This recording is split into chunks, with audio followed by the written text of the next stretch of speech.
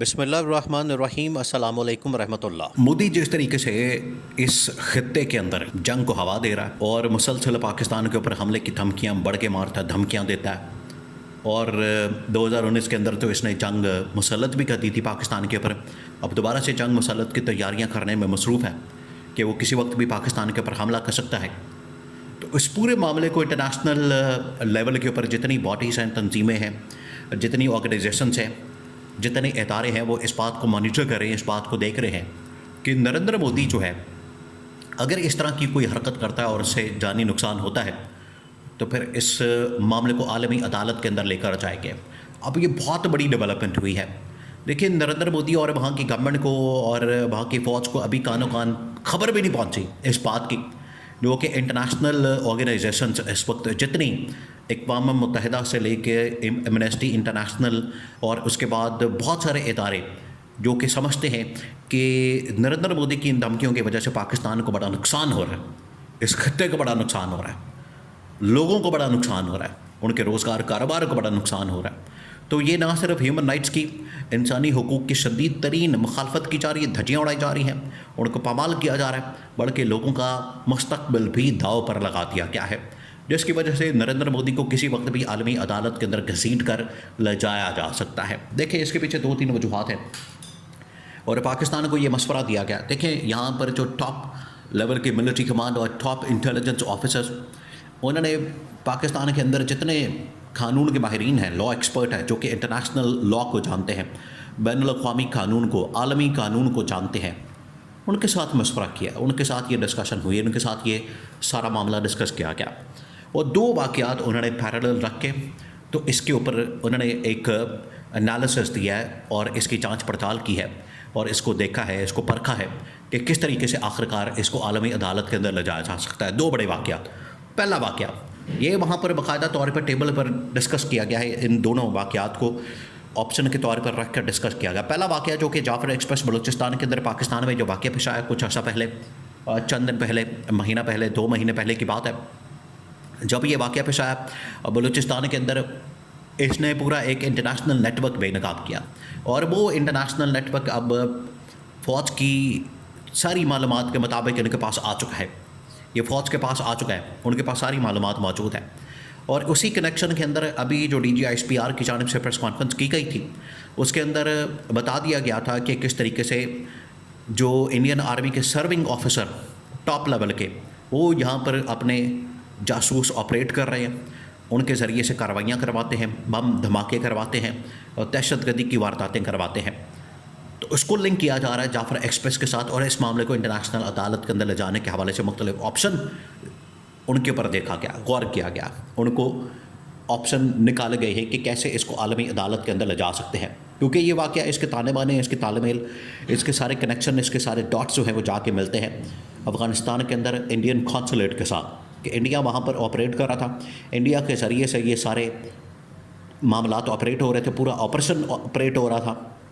جب یہ دہشت گرد بی ایل اے کے جتنے لوگوں نے یہ کارروائی کی جعفر ایکسپریس کے، یہ تمام کے تمام لنک تھے انڈین قونصلیٹ کے ساتھ جو افغانستان سے آپریٹ ہو رہی تھی، اور آخرکار الٹیمیٹلی اس کو جو ڈائریکشن مل رہی تھی وہ انڈین ہیڈ کوارٹر را کے ہیڈ کوارٹر سے مل رہی تھی، نیو دہلی سے۔ تو یہ سارا ایک نیٹ ورک، یہ انٹرنیشنل لیول کا، تو پورا ایک کیس تیار کیا جا رہا ہے کہ اس کو انٹرنیشنل لیول کے اوپر لچایا جائے۔ دوسرا یہ کہ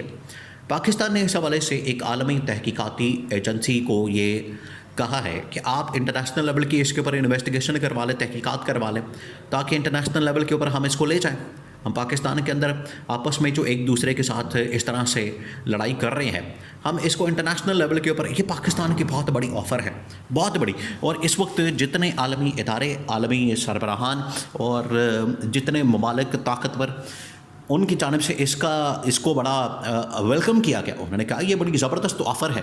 اس کو بڑا ویلکم کیا گیا۔ دیکھیں، یہ آفر پاکستان نے اس وجہ سے کی ہے تاکہ پاکستان اپنی پوزیشن کو مضبوط کر سکے، پاکستان اس بات کو یہ دنیا کو بتا سکے کہ ہمارا اس کے ساتھ کوئی لینا دینا نہیں، اور یہ پاکستان نے اسٹیبلش کر لیا،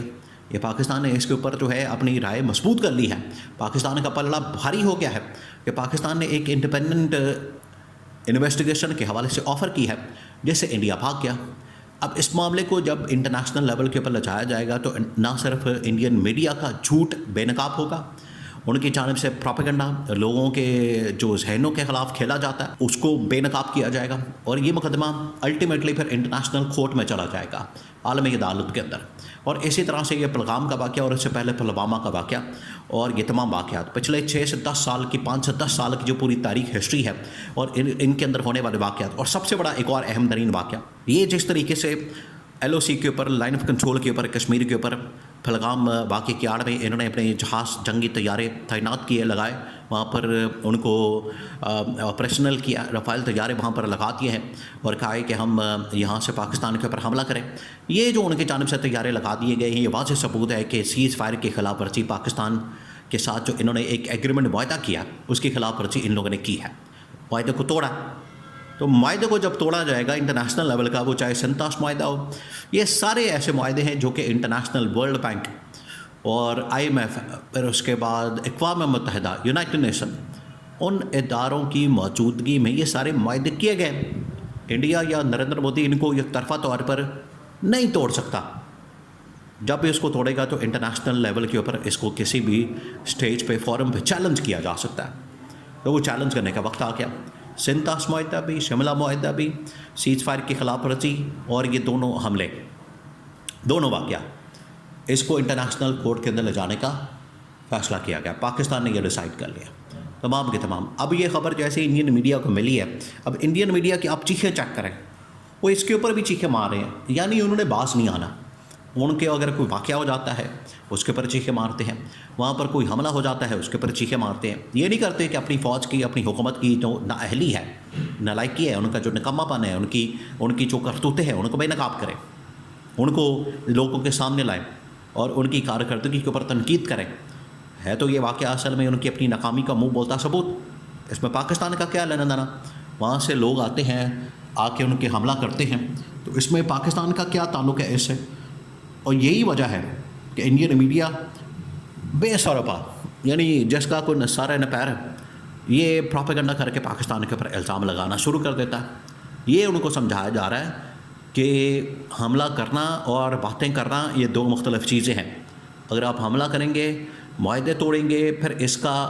کانسیکوینس جو ہے، اس کا امپیکٹ جو ہے، وہ پھر انٹرنیشنل لیول کے اوپر ہم کسی وقت بھی مودی کو عالمی عدالت کے اندر گھسیٹ سکتے ہیں، اور وہاں پر اس کو پھانسی کی سزا کے لیے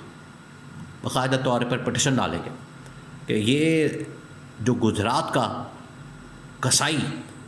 جس نے وہاں پر قتل عام کیا، وہ آج تک قتل عام کا، اس کے منہ کے اوپر، ہاتھوں کے اوپر خون لگا ہوا ہے، تو اس کو روکا جائے، ورنہ اس کو سزا دی جائے۔